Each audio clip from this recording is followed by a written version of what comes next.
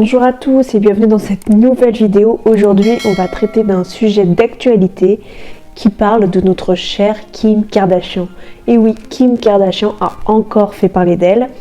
Alors lundi soir, lundi 2 mars, a eu lieu le défilé de la saison 8 de la marque Yeezy, de la marque de son mari Kanye West, à l'espace Niemeyer, place du Colonel Fabien à Paris. Alors, il faut savoir que lors de ce défilé, Kim Kardashian a affiché fièrement une coiffure braids pour être en raccord aussi avec sa fille North qui elle aussi avait des braids. Donc il faut savoir que aux États-Unis, on parle beaucoup de cultural appropriation, appropriation culturelle.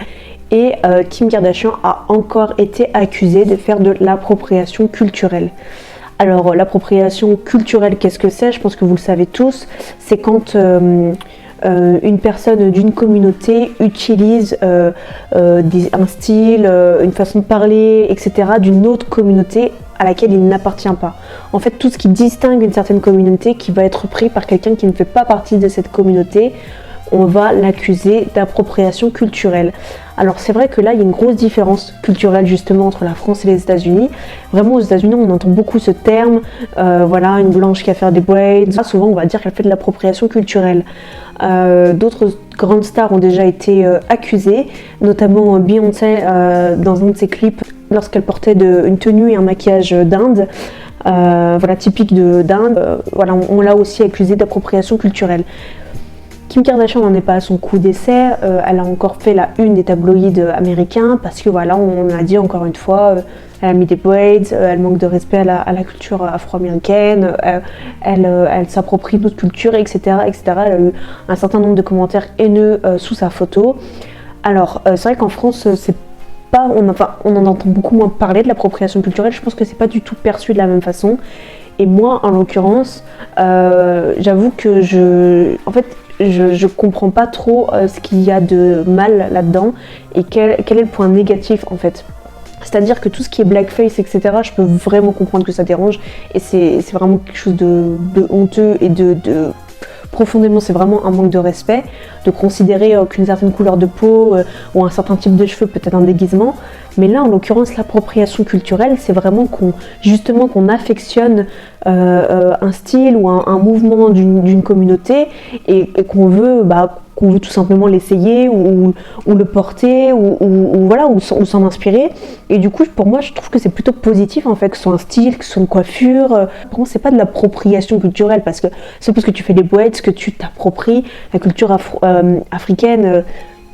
Enfin, je veux dire, ça n'enlèverait en fait que Kim Kardashian ne sera jamais africaine et ça tout le monde le sait, c'est juste que peut-être qu'elle aime cette coiffure et que du coup elle veut le faire et en l'occurrence pour moi c'est plutôt positif en fait, pour moi elle met vraiment à l'honneur une culture.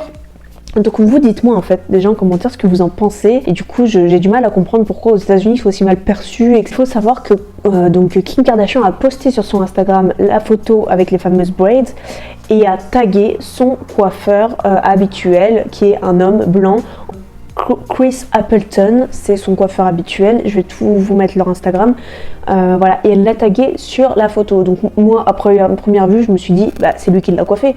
Voilà, bon, c'est un coiffeur blanc, mais peut-être qu'il sait faire des braids, je sais pas. En l'occurrence, c'est complètement faux, et ça je l'ai vu en regardant un peu les réseaux sociaux. Je me suis aperçue que c'était la coiffeuse Sierra Coiffure, je vais vous mettre son Instagram, qui lui a fait ses braids, et en fait, et ça, par contre, je trouve ça vraiment scandaleux en fait. C'est-à-dire que ce n'est pas du tout son coiffeur habituel qui l'a coiffé pour cet événement-là.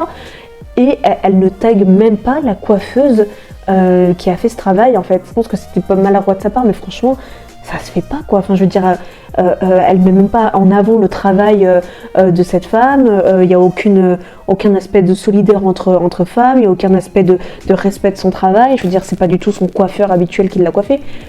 Donc, à un moment donné, et j'ai pas du tout compris pourquoi elle avait fait ça. Je trouve que c'est vraiment, encore une fois, de relayer les femmes noires au second plan, alors que là, vraiment, c'était l'occasion de mettre vraiment en avant son travail. Et voilà, enfin, franchement, j'ai pas compris et j'ai trouvé ça vraiment plutôt, franchement, aberrant de sa part, en fait, de faire ce genre d'erreur de communication, en fait, sororité, je sais pas, on soutient, quoi. Enfin, quand tu vois ça, tu te dis, mais elle fait quoi, en fait là voilà, moi franchement j'ai beaucoup de mal à comprendre, donc dites-moi vous ce que vous en pensez, parce que moi j'ai pas du tout compris Kim K là pour le coup ce qu'elle nous a fait. Dites-moi ce que vous pensez de l'appropriation culturelle dont on parle beaucoup aux États-Unis, et surtout dites-moi de ce que vous pensez de ça, du fait qu'elle tague son coiffeur homme blanc plutôt que cette femme noire qui a réalisé cette coiffure.